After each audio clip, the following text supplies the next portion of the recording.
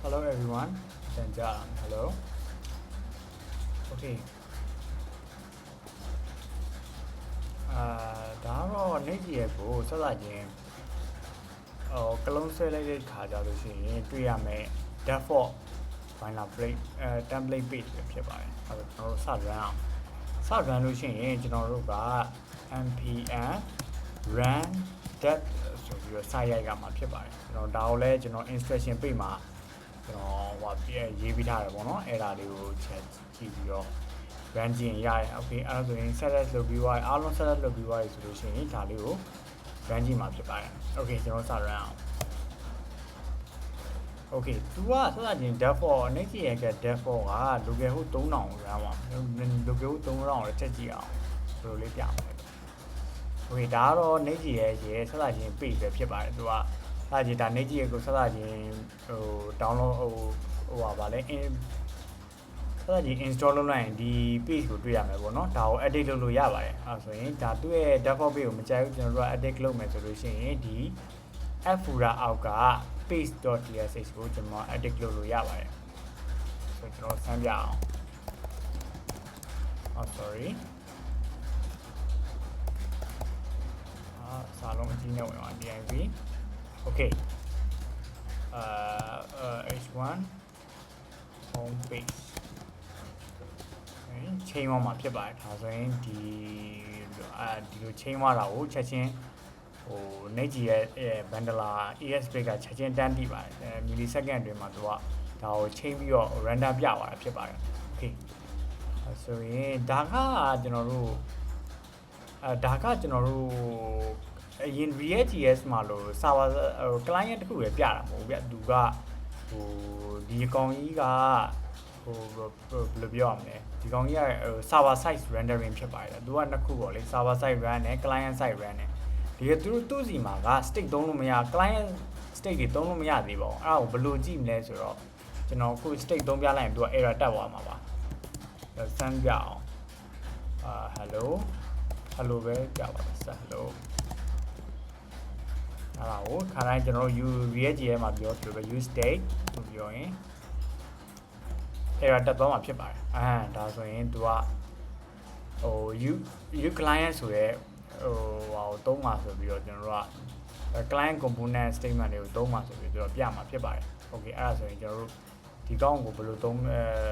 u client လေးစသုံးအောင်ဒါဆိုရင်ကျွန်တော်က the page လုံးမှာသုံးမဲ့အတွက်ကြောင့်ဒီအပေါ်လုံးရဲ့ page မှာ use client ဆိုပြီးရေးပေးရမှာဖြစ်ပါတယ်အဲ့ဒါဆိုရင်တော့ client state တွေသုံးလို့ရပါပြီအဲ့ဆိုရင်သုံးလို့ရပါပြီဒီ state လေးကို hello world ဆိုပြီးတော့စပြအောင်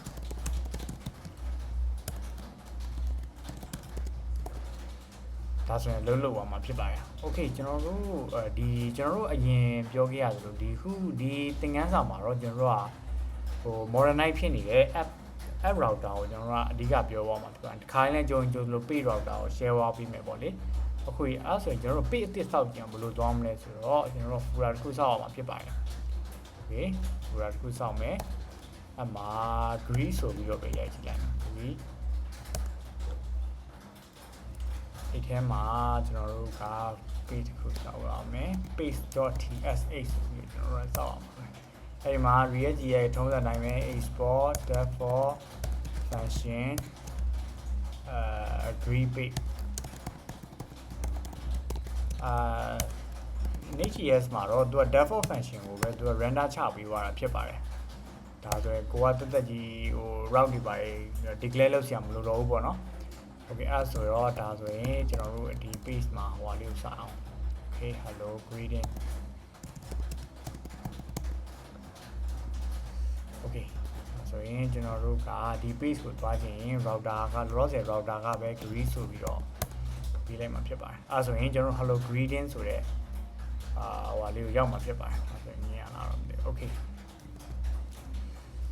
အဲ့ဆိုလို့ရှိရင် hello greeting ညနာမသိဘူး okay အဲ့ဒါနဲ့ကြီးချဲလိုက်မယ်မြင်ရတော့ပြီတမ okay အဲ့ဆိုရင်ကျွန်တော်တို့ဒီကောင်းကိုဘယ်လို layout ချမလဲ layout ချမယ်ဆိုလို့ရှိရင်ကျွန်တော်တို့က trade to လုပ်ဆရာမလိုပါဘူးကျွန်တော်တို့ဒီ grid ရဲ့တက်ဆိုင်ရာပါ Next.js မှာတက်ဆိုင်ရာ layout တွေနဲ့ ကျွန်တော်ချ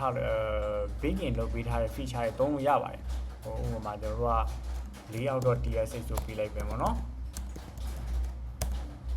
export dashboard function layout okay then DIB template တွေရ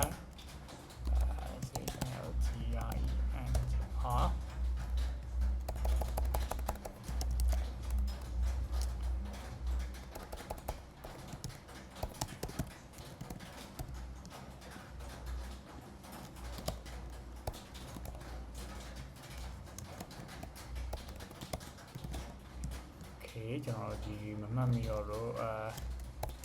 တော့ကြည့်အောင်ဒါဒီကုတ်တွေကအပုံမှာသွားကြည့်လဲရတယ်ပေါ့နော်အဲဆိုတော့ okay မကုတ်ရှိရဲဆိုတော့ဒီရဲ့ real note okay ဒါလေးကို copy ကူးလိုက်ရုံပါပဲဒါဆိုရင်သူကဒီလိုပြလိုက်လို့ရှိရင်သူက hydration error ပြမှာဖြစ်ပါတယ်ဒီဘာဖြစ်လို့လဲဆိုတော့ပေါ့နိဒီ HTML တွေ body တွေဒါတွေကဟိုဒီ page လေးဒီ parent layout မှာရှိပြီးသားမို့လို့ဒီကတော့ဒီကောင်တွေကိုထပ်သုံးတဲ့အတွက်ကြောင့်သူက one name message နေနဲ့ပြမှာပါဒါဆိုရင်တွားကြည့်အောင်ဒါဆိုရင် one name message တစ်ခုပြပါပြီဒါဆို hydration main ရဲ့ HTML က render ချပြီးသားတရားကိုထပ်သုံးရမလို့လို့ဆိုတော့ one name message okay အဲ့ဒါဆိုရင်ကျွန်တော်တို့ကဒီ layout မှာဒါလေးကိုတစ်ချက်ဖြတ်အောင် body ရဲ့ HTML ရဲ့ body HTML okay ဒါလေးပဲသုံးမယ်ဒါလေးပဲသုံးမယ်ဒီအပေါ်မှာငါ parent ကိုထင်ရှားအောင်လို့ h1 နဲ့ hello it is parent ဒါဆိုရင်ဒီ layout တစ်ခုအနေနဲ့ကျွန်တော်တို့ကချဝေါမှာဖြစ်ပါတယ်ဒီပြီးတော့မှဒီ green ဆိုတဲ့ state ကိုတွားမှာဖြစ်ပါတယ်ကျွန်တော် interaction တွေတစ်ခုစမ်းရေးကြည့်အောင်ဒါဆိုဒီ page layout ထဲမှာကျွန်တော်တို့က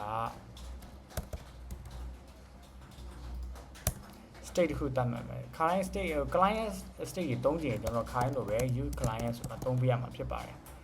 okay အဲဆိုရင် constant test လို့ပဲရေးလိုက်မယ်တဲ့ set test where to use state okay ဆိုရင်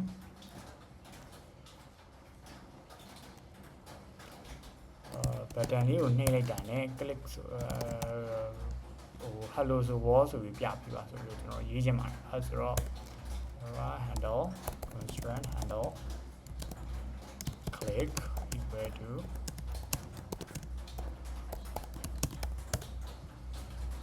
okay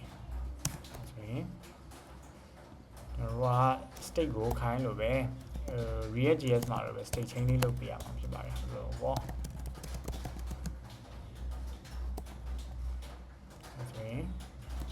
ဒီကိုပြပေးမယ်